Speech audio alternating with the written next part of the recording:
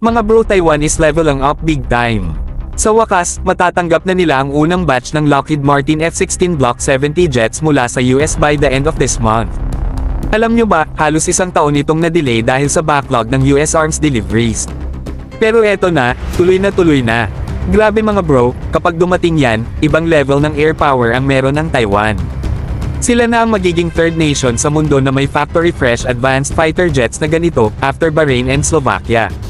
Sana all diba? Para sa inyo na hindi masyadong pamilyar, itong F-16 Block 70 ay hindi ordinaryong jet.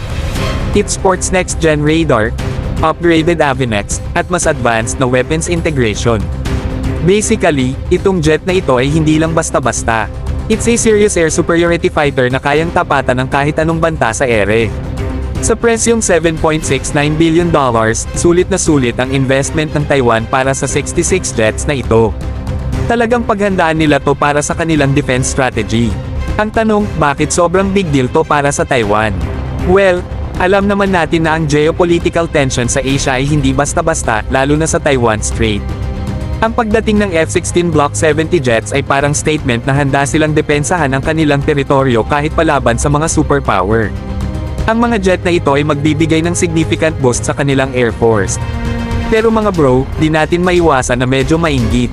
Imagine kung ang Pilipinas ay makakakuha rin ng ganitong klase ng jets, ibang usapan na. Alam ko, may balita tayong kumukuha tayo ng multi-role fighters, MRF, para sa Philippine Air Force, pero hanggang ngayon, hindi pa clear kung alin ang pipiliin natin. Ibang level talaga kapag meron na tayong modern fighter jets na katulad ng F-16 Block 70. Pag nangyari yan, solid na solid ang ating depensa.